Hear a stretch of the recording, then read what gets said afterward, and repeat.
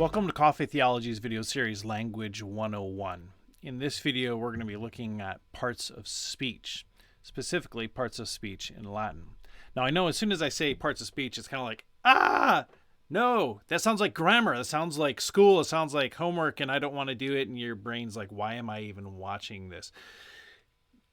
Parts of speech are just the way that we group different expressions, different words, because they have to communicate different things beyond just the sense of the idea behind the word. In fact, that one idea behind the word can take often many of the different forms that we're going to be talking about.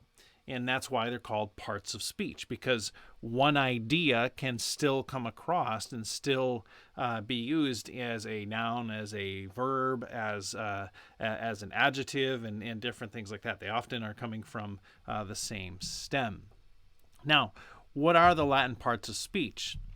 Well, you have the noun and the pronoun and the adjective. Now, a noun, many of you know, is a person, place, or thing.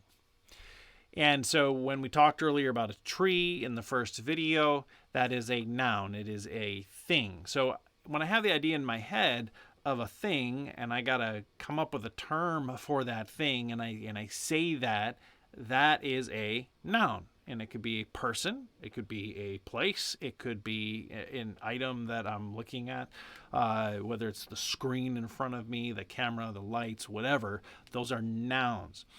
Now, an adjective is a way to modify that noun. So you have a certain thing, but it is a big thing, or is it a small thing, or is it a smelly thing? What kind of thing is this? And so we have this adjective that helps us bring greater precision to my noun because I can add more information to what is being expressed by putting another term next to it and getting more precise.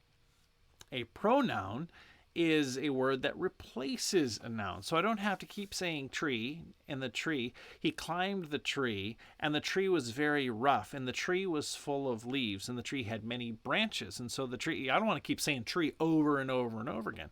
So I say, he climbed the tree and it was rough. So I use the word it to replace the noun and that is a pronoun. And that allows me to be able to not say the noun over and over and over again. Now, pronouns are actually very handy because they help with a lot of things. One example, for instance, is in the Hebrew, when you actually look at the name for God, it's Elohim. And when you look at Elohim, it's a plural. So some places it's gods, and some places it would be translated God. For instance, when Nebuchadnezzar says of Daniel that the spirit of the gods is in Daniel, or the spirit of God is in Daniel, sometimes you see different versions with different things. Why is that? Well, at certain places in Scripture where Elohim is used in reference to Yahweh, that it is followed by a pronoun that is singular. So Elohim, and then it says, and he did this. So Elohim is then given a singular pronoun, which says that the author thinks that plural Elohim is kind of referring to a singular idea, which is God. Then you also have conjunctions and prepositions. We'll actually get to those later. I want to go to the verbs next. The verbs, they are actions or stated beings, like I am in this chair. So, I could sit here and be not very active and just not actually go. So I'm not really, it's a state of being. It's I'm here, but that could be a verb even though I'm not doing a lot of action. My wife tells me that all the time when I'm sitting on the couch. So a verb is a state of being or an action. So you have the idea in your head that you're trying to convey with a verb is, running, jumping, writing, doing something. There's an action that is there. An adverb, like an adjective, is some way to modify and get more precise. Am I running quickly? Am I moving slowly? So there's different ways that we can put in words to bring precision to the idea that I'm trying to communicate, and that is an adverb. Then you have this thing where verbal actions have to be used in a sentence like a noun. Like say, do you like to run? Well, if to like something, you got to like something, and running is the thing you're liking. So wait, running is an action, so it's a verb. But wait, no, it's a thing because it's a thing that you're liking. So if you like it, there's different ways that you could say is it, do you like to run? So that to run is an infinitive. Do you like running? That's a gerund. So that's when you have these actions functioning in a sentence like a noun. Now, the supine is a thing that's in Latin that we will get to eventually, but it's not exactly something we see a lot of in English in the same way that you do in Latin. At least it doesn't have a separate form that you got to watch out for. Now, there's also verbal adjectives. And so if you have a car, for instance, and it's rolling down the street, and you're like, someone needs to stop that car. Which car? The rolling car. So rolling is the action that the car is doing, but you want to describe the car more precisely so they know which car to stop. And so you say it's the rolling car. So it's an action that's being used to modify a noun, which is a verbal adjective.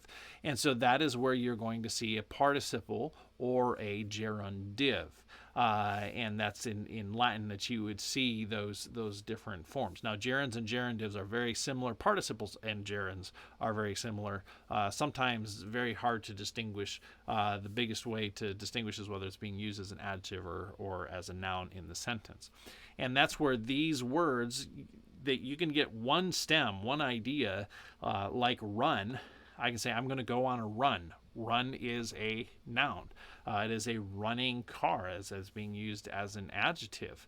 And you can take that same concept and use it in all these different parts of speech. But when you do, there's going to be usually a different form or a different context that's going to let you know that. Now, the middle ones here that we skipped, conjunction, preposition. These are wonderful, beautiful words. They're little, tiny words usually within a language, and they're really funny because you get these little words, and yet they have this huge definition within the dictionary, especially prepositions. And one of the frustrating things when you're learning a language and you get to prepositions is that you get to a place where you're looking up, you're doing the vocabulary, and here's the preposition, and here's the meaning. And you're like, great, I got this meaning down. And then you get a couple chapters later, like, here's the same preposition, here's another meaning. And then you get a few chapters later, here's the same preposition, and here's another meaning. Because the prepositions have a whole bunch of meanings, and it's a very broad, what we would call semantic domain. That's a good word, you can use it sometime. We'll explain semantic domain a little bit later. Now, a preposition tends to show the relationship between something either spatially, where it's at in space, a relation temporally, like is it before, after, where is it in relation to something in time, or just abstract relationships. Was this person the author of this? It was written by that person, and so on and so forth. So prepositions are showing the relationships between things. Conjunctions are connecting two things. The word conjunct actually is Latin, and it means to join with. And so conjunctions join either two words or two phrases, basically two groups of ideas together, and it conveys the relationship between those ideas, and we will see that in more detail when we cover conjunctions. So these are the parts of speech. This is what you want to be able to get down and understand how they form all the different things. One root can fit into the various forms of verbs and nouns, and then when you get to the conjunctions and the prepositions, understanding how those work, and hopefully you'll enjoy that. Oh, hey, wait, I forgot. There's interjections, which is just, hey, that's an interjection because it's just getting your attention, and that's all the purpose of it is in the sentence. Anyways, those are the parts of speech. Hope you guys will enjoyed that video. Like it below if you are willing, and we're going to move on to our next video, which is going to be on the stem.